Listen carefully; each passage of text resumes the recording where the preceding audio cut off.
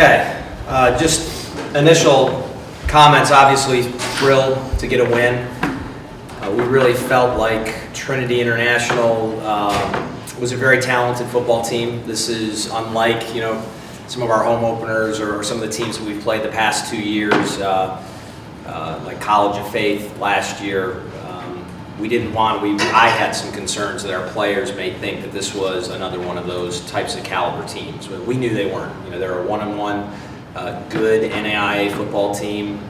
We watched them on film really get after Wisconsin Lutheran, a Division III team, and just dismantle them. They hung in for the most of the part against a very good St. Francis team that I believe is ranked 4th or 3rd in the NAIA polls. So we knew this was a talented football team. We knew that they weren't just going to roll over. That being said, it's really hard to start a football game out any better than just creating a turnover on the first play of the game and having your freshman quarterback go out and throw a touchdown pass on the first offensive play of the game. Jimmy and I kind of joked a little bit, just said, hey, it's your first start. We're gonna approach this just like you did last week against Sacred Heart when you were the backup and you knew you were probably going to get in. And what did you do on your first play? He said, well, I threw a touchdown pass on my first play against Sacred Heart. So we're going to approach it the exact same way. So a little bit of a profit there, but he stepped up and made a nice throw, and Jean Renee made a great run to really jumpstart the team. So I thought it was a great effort. There's certainly room for improvement. We weren't perfect with our pass protection. Jimmy was fabulous for most of the game, but he knows he still made some freshman-like mistakes, and he needs things he needs to address and improve. We did a much better job on the offensive line, both protecting and in the run game, but we're still not there. We still need to get better. I'd like to become a more consistent team up front. And that's going to be an ongoing battle.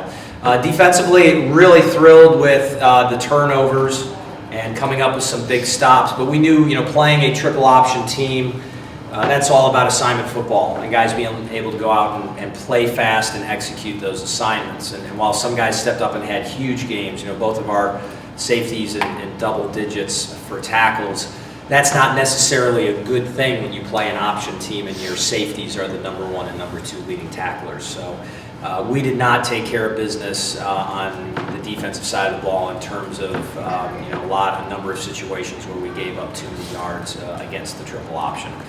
So we've got to get better in that aspect as well. But we came up big. We talked a lot about turnovers being critical in a game like this. We talked about 6 turnovers total, counting the ones that we gave away in the first 2 games, the ones that we got. All 6 of them led to scores in our first 2 contests. And that held true for this game. The 2 turnovers that the defense was able to get, we scored touchdowns on both of those drives, and Jimmy's interception was a touchdown drive for them. So we're now at 9 turnovers, all of them resulting in points by the team that gets the turnovers. So we're going to continue to stress that. Still try to have a game turnover free on offense. Still try to get to a 3 turnover game or better on defense. We feel that's the number 1 biggest indicator to help us win football games right now is to do that. And so a lot to be proud of. A lot of people who stepped up and made plays. Very happy to get a win, but also knowing that we still have a long ways to go to get to where we need to be. Coach, you've long said that in these non-conference games you want to see multiple quarterbacks and get different looks, and stuck with Jimmy for 90% of the game. Did you see enough to be comfortable with him going forward? Yeah, absolutely. And just so Ryan Clark's situation, he didn't dress for the game. Ryan would have obviously started the game had he been healthy, but he could not pass the concussion protocol, and with concussions he could be out until he could be practicing on Tuesday or Wednesday, and we may not have him back for a week. So we knew that Jimmy was going to have to shoulder the load on this one. Dalton Stokes was getting better, but still not 100% with his shoulder, so we didn't want to put him in a situation. We wanted to get him some snaps, but we didn't want to have to rely on him to be the guy. So Jimmy knew, it was his game, and he went out there and took full advantage of his opportunities. Jimmy, can you just touch on having the chance as a true freshman, 3rd game, to go out there and get a chance to start in the home opener? Yeah, I mean, it's a great opportunity that Coach Chick gave me, and I just knew how to make the most of it. Coaches put us in the right positions, and our line gave great protection. I was able to get it to our playmakers. Can you touch on the interception, just first play of the game, setting the tone defensively? Well, a team like that, that like to throw the ball around, and Coach always says, do your 111, and I was in basically man cover, so threw it my way, tried to make a play for my team. Jimmy, for you, when they get the ball at the beginning of the game, you probably got a chance to calm down a little bit, and then all of a sudden, one play, you're going out there. Was it kind of a blur, those first two plays of the game? I mean, somewhat, but as soon as he did it, my adrenaline was going. We got the momentum back. I know we had to strike quickly, keep it in our favor. It's very rare for a freshman quarterback to start in this program. Did you have any butterflies coming into this? Oh, of course, yeah. I got some playing time the last 2 weeks, which helped out a little bit, but starting your first game is always going to be some jitters, but scoring on the first play helps out a little bit. Jimmy, think about your recruiting trip here as well as throughout camp this past summer. Did you ever think that you would be put in a position to start as well as perform like you did today with 345 yards and 22 for 29 passing, 5 touchdowns? Did you ever think that you would, right off the bat, just flip the switch and perform at probably your best football in your entire career? I mean, that was the goal. I wanted to come in and make an impact right away. I know there's a chance for me to get redshirted, but I just wanted to do whatever the team needed me to do. And Ryan got hurt. I needed to step up, so I did. Jared, what did you see from a true freshman quarterback in the huddle? Was he in control, composure, and all of that?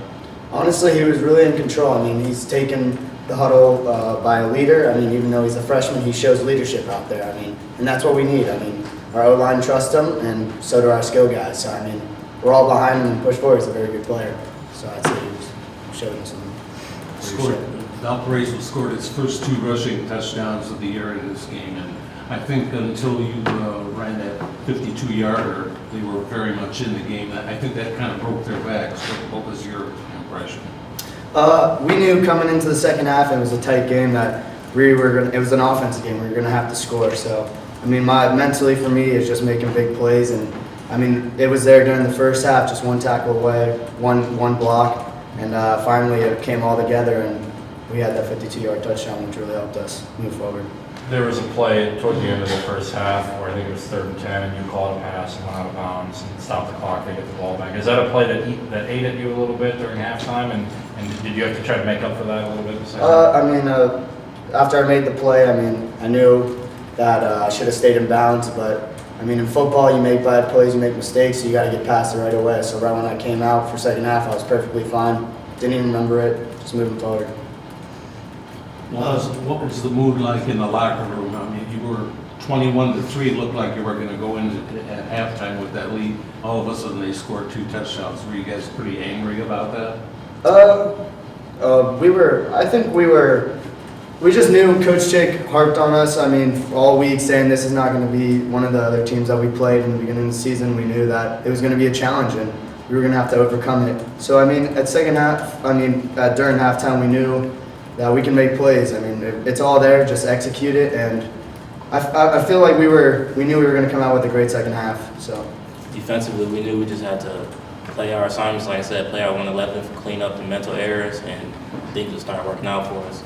Because there was like Coach Schick said, option team, everybody has to play the quarterback, play the draw, play the pitch, and everybody has to play their assignment. It came together a lot better in the second half. So, Coach, what were your assessments of halftime? I mean, was it a stern talking to, a yelling? No, it wasn't. I mean, obviously our coordinators both came in. Everybody knew that game shouldn't have gone the way it did the last 5 minutes of the half.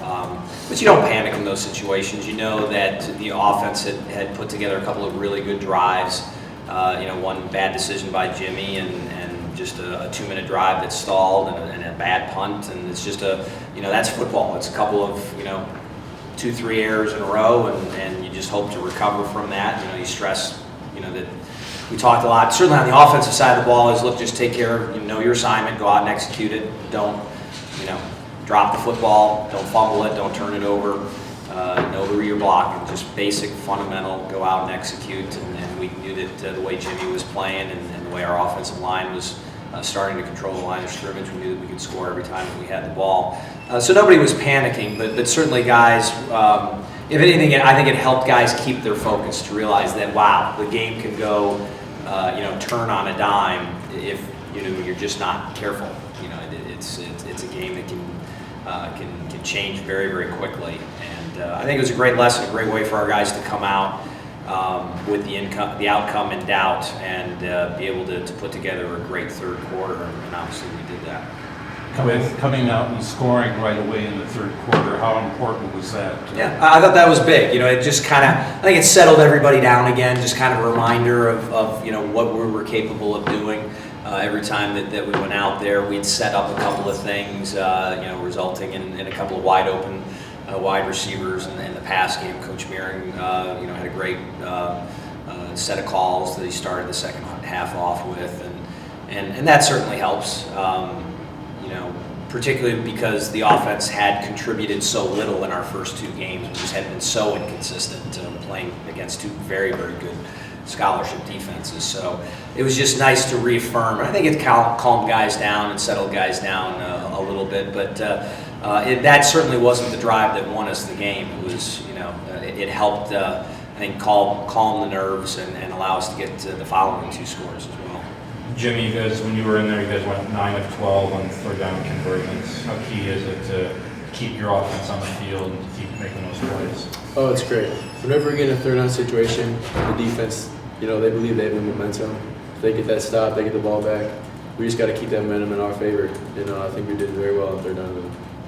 Really just adding on that, you play a triple option team. You don't know how many opportunities, how many snaps you're going to get, because that's one of the great benefits of an option team is they slow the game down. And typical game, you're used to maybe getting 13, possibly 14 possessions in a game. That when you play a triple option team, if they're, really executing their offense, you may only get 9 opportunities to take the field. So it puts more pressure. So being able to have sustained drives ourselves in those third downs and make those third down conversions and keep our offense on the field, keep our defense a little bit more rested, that really helped out. You look at the place sheet, we only had 66 snaps of offense. And we were doing a decent amount of no huddle today as well. But 66 snaps of offense, 527 yards of offense is a lot on only 66 snaps. But had we not made some more of those third downs, we would have easily been in the 50s in snaps. And a typical football game, you're going to get in the high 70s. So even converting the way that we did, we still only had 66 snaps of offense. So that's what a triple option team will do to you.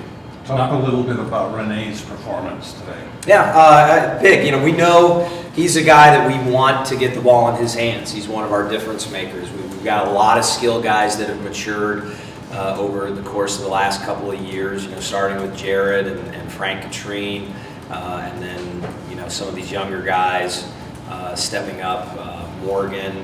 I thought that Mason Sutter had a big game catching the football, and all these sophomores.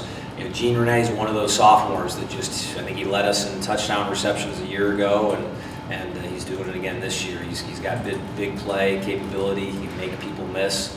You saw him scoring, running away from guys, and you saw him scoring basically just making guys miss, catching the ball on the line of scrimmage and going. So he's got a great skill set, and it's really fun to see him mature into the type of player that he's capable of becoming. The games start for real, so to speak, next week with non-conference out of the way. I mean, are you comfortable with where you guys are at right now? I am. It's the big concern is the health of the football team. Which as great a job as Jimmy's done, we need to get Ryan Clark back and healthy, and Frank Katrine played some today. He's got some rust on him still that he's got to get off. We've got some players on defense. We're missing Jay Sloan. I think his absence is hurting. Obviously, we lost 2 players for the year, and J.J. Nunez, which I think we're feeling his loss. As fabulous and as productive of a game that Joey Diaz-Martinez had. He made plays. I think Joey's going to be, he will be a exact clone of JJ very soon, but he's not quite there yet. JJ wasn't JJ when he was a sophomore, so it's just when you lose a senior and you replace him with a sophomore, there's just those intangibles that you lose. So we're still working, on that. And Terrence Roberts on the offensive line as well. We've been shuffling a couple of guys through and trying to develop some cohesion in our offensive line unit. So if we can stay healthy, which I believe we came out of this game relatively healthy, certainly much healthier than we did weeks 1 and weeks 2. I think that's going to be big, to allow us to gel in all 3 phases of the game. Davidson, again, will be a tough opponent, will be a challenge. We've had great football games with them over the past couple of years, and hopefully we can have our best players ready when they come into town next Saturday for homecoming. Hey, Dode, can you elaborate how the defensive secondary has stepped up since JJ's injury and how the technical skills like open field tackling, as we saw today with Joey and Mike, how that has improved as well over the season so far? Well, like Coach Chick said, like Joey's a great player. He's one of the young guys. We all love him.